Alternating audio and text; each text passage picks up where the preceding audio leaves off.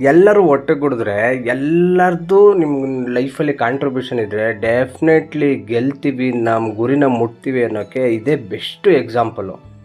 ಏನು ಗುರು, ನಿನ್ನೆ CSK RCB match ಇದ್ದಿದ್ದು ಚಿಂದಿಯಾಗಿತ್ತು ಮಾತ್ರ. ಅಂದರೆ ಏನು ಮಾಡ್ಕೊಳಕ್ಕಾಗಲಿಲ್ಲ, ಅಂದರೆ ಇಮ್ಯಾಜಿನ್ ಮಾಡ್ಕೊಳ್ಳೋ ಅಂಥ ಪರಿಸ್ಥಿತಿಲೂ ಇರಲಿಲ್ಲ. ಯಾಕಂದರೆ ಆಡ್ತಿರೋದು RCB ವರ್ಸಸ್ CSK.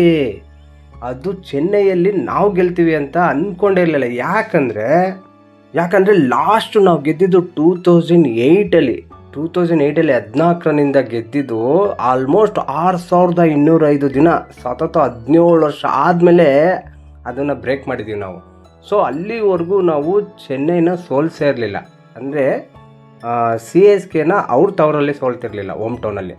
ಸೊ ಅದನ್ನು ಬ್ರೇಕ್ ಆಗೋಯ್ತು. ಮತ್ತು ಈ ಸತಿ ಕ್ಯಾಪ್ಟನ್ ಮಾತ್ರ ಚಿಂದಿಯಾಗಿ ಆಡಿದಾನೆ. ಮತ್ತು ರಜತ್ ಪತಿದಾರು 51 ನಿನ್ನೆ ಅಲ್ಟಿಮೇಟು. ನಾಟ್ ಓನ್ಲಿ ರಜತ್ ಪತಿದಾರು, ಅಲ್ಲಿ ಆಡಿದಂತಹ ಎಲ್ಲ ಬ್ಯಾಟ್ಸ್ಮೆನ್ನು ಸಾಲ್ಟ್, ಅಂದರೆ ಓಪನಿಂಗು ವಿರಾಟ್ ಕೊಹ್ಲಿ ಸಾಲ್ಟ್ ಬಂದ್ರಲ್ಲ, ಅವರು ಚಿಂದಿಯಾಗಿ. ಅಂದರೆ ವಿರಾಟ್ ಕೊಹ್ಲಿಗೆ ಫ್ರೀ, ನೀನು ಬರೀ ಜಸ್ಟ್ ಓಡಪ್ಪ ನಾ ಹೊಡಿತೀನಿ ಅನ್ನಂಗಿತ್ತು. ಸಾಲ್ಟ್ ಆ ರೇಂಜಿಗೆ ಬಾರಿಸ್ತಿದ್ದ ಮಾತ್ರ.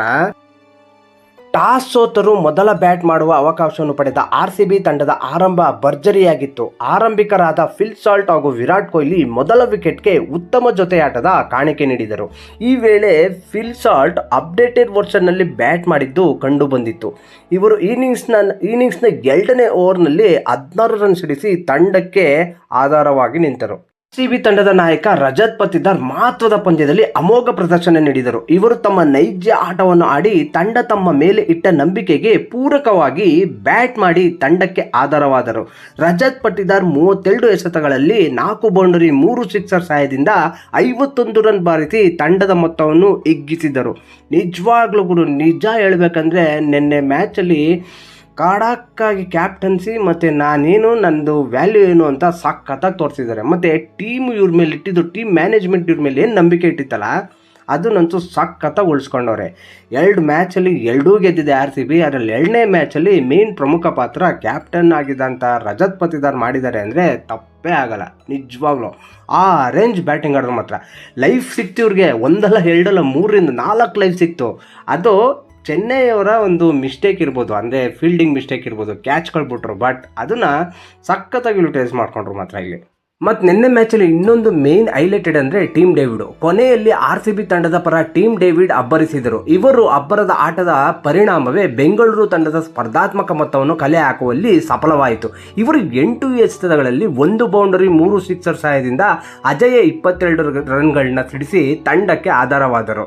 ಅಂತಿಮವಾಗಿ RCB 20 ಓವರ್ಗಳಲ್ಲಿ 7 ವಿಕೆಟ್ಗೆ 196 ರನ್ನು ಟಾರ್ಗೆಟ್ ಕೊಡ್ತು. ನಿಜವಾಗ್ಲೂ ನಿನ್ನೆ ಮ್ಯಾಚಲ್ಲಿ ಒಂದು ಪಿನ್ ಟು ಪಿನ್ ನೀವು ಅಬ್ಸರ್ವ್ ಮಾಡಿದಾಗ ಒಂದಂತೂ ಗೊತ್ತಾಗುತ್ತೆ, ಇದು ಒಂದು ಸಿಂಗಲ್ ಮ್ಯಾನ್ ಆರ್ಮಿ ಅಂತ ಹೇಳೋಕ್ಕಾಗಲ್ಲ. ಅಂದರೆ ಒಬ್ಬನಿಂದ ಗೆದ್ದಿದ್ದಲ್ಲ, ಅಲ್ಲಿದ್ದಂಥ ಎಲ್ಲ top order, mid order, opening ಪ್ರತಿಯೊಬ್ಬರು ಬ್ಯಾಟ್ಸ್ಮನ್ನು ಕಾಂಟ್ರಿಬ್ಯೂಷನ್ ಮಾಡಿದ್ದಾರೆ. ಅದರಿಂದನೇ ನಿನ್ನೆ ಮ್ಯಾಚ್ನ ನಾವು ಅಂಥ ಟಫೆಸ್ಟ್ CSK ವಿರುದ್ಧ ಗೆದ್ದಿರೋದು. ಇಮ್ಯಾಜಿನ್ ಮಾಡಿ, 2008 ಅಂದರೆ ಸತತ 17 ವರ್ಷ 6205 ದಿನ ಆದಮೇಲೆ ಗೆದ್ದಿರೋದು. ಅಂದರೆ ಆ ಟೀಮು ಎಷ್ಟು ಸ್ಟ್ರಾಂಗ್ ಇದೆ ಅಂತ ಇಮ್ಯಾಜಿನ್ ಮಾಡ್ಕೊಳ್ಳಿ. So for the first time ನಮಗೂ RCB ಟೀಮು ತುಂಬ ಪಾಸಿಟಿವ್ ಕಾಣ್ತೈತೆ. ಅಂದರೆ ಇಷ್ಟು ವರ್ಷ ಏನಾಯ್ತಿತ್ತು, ಬರೀ ಬ್ಯಾಟಿಂಗು ಇವ್ರು ಫೋಕಸ್ಸೇ ಕೊಡ್ತಿಲ್ಲ ಗುರು. ಬೌಲಿಂಗ್ಗೆ ಸ್ಪಿನ್ನರ್ಸ್ ಇಲ್ಲ, ಫಾಸ್ಟ್ ಬೌಲರ್ಸ್ ಇಲ್ಲ, ಒಬ್ಬೊಬ್ಬರ ಮೇಲೆ ಡಿಪೆಂಡ್ ಆಗಿದ್ದಾರೆ ಅಂತ ಅನ್ಕೋತಿದ್ವಿ. ಬಟ್ ಈ ಸತಿ ಚಿಂದಿ ಆಯಿತು ಇವರು, ಯಾವುದ್ರಲ್ಲೂ ಕಡಿಮೆ ಇಲ್ಲ, ಎಲ್ಲದರಲ್ಲೂ ಸಖತ್ತಾಗಿ ಸ್ಟ್ರಾಂಗಾಗಿ ಕಾಣ್ತಿದ್ದಾರೆ. ಅದರಲ್ಲಿ ಯಶ್ ದಯಾಳ್ ಆಗ್ಬೋದು. ನಿನ್ನೆ ಯಶ್ ದಯಾಳು ಆ್ಯಕ್ಚುಲಿ ಇವರು ಹೋಮ್ ಟೌನ್ ಬಂದು ಚೆನ್ನೈಯೇ, ತಮಿಳ್ನಾಡವ್ರು ಇವರು. ನೆನ್ನೆ ಅಂತೂ ಇವರೇ ಅವ್ರೂರಲ್ಲಿ ಇವ್ರದೇ ಸಖತ್ತಾಗಿ ಪರ್ಫಾರ್ಮ್ ಇತ್ತು. ಮತ್ತು ಈ ಸತಿ ಯಶ್ ದಯಾಳು, ಕೃಣಾಲ್ ಪಾಂಡೆ ಒಳ್ಳೊಳ್ಳೆ ಅದ್ಭುತ. ಅದರಲ್ಲಿ ಭುವನೇಶ್ವರ್ದು ನೆನ್ನೆ ಮ್ಯಾಚ್ ನೋಡಿದ್ರೆ ನೀವು, ಬೌಲಿಂಗು ಸಖತ್ತಾಗಿ ಮಾಡಿದ್ರು ಮಾತ್ರ ಅವ್ರಿಗೆ. ಮತ್ತು ಅಜಲ್ವುಡ್ಡು. ಸೊ ಈ ಸತಿ ಸಖತ್ತಾಗಿ RCB 18 ಅಂದರೆ ಸೀಸನ್ 18ರ ಗೆಲುವಿಗೆ ಎಲ್ಲ ಲಕ್ಷಣಗಳು ಕಾಣ್ತಿದೆ. ಅದೇ ನಮ್ಮ ಟ್ಯಾಗ್ಲೈನ್ ಐತಲ್ಲ, ಈ ಸತಿ ನಮ್ಮದೇ, ಅಂದರೆ 18 ನಮ್ಮದೇ. ಹೋಪ್ ಈ ವಿಡಿಯೋ ನಿಮಗೆ ಇಷ್ಟ ಆಯಿತು ಅಂತ ಅನ್ಕೋತೀನಿ. ಇಷ್ಟ ಆಗಿದೆ ದಯವಿಟ್ಟು ಲೈಕ್ ಮಾಡಿ, ಶೇರ್ ಮಾಡಿ, ಸಬ್ಸ್ಕ್ರೈಬ್ ಮಾಡೋದು ಮಾತ್ರ ಮರಿಬೇಡಿ ದೇವರು. ಸೊ ನೆಕ್ಸ್ಟು ಇದೇ ಥರ ನೆಕ್ಸ್ಟ್ ಮ್ಯಾಚಲ್ಲಿ ಸಿಗೋಣ ಅಂತ ಹೇಳ್ತಾ ಟಾಟಾ ಬಾಯ್ ಬಾಯ್, ಸಿ ಯು.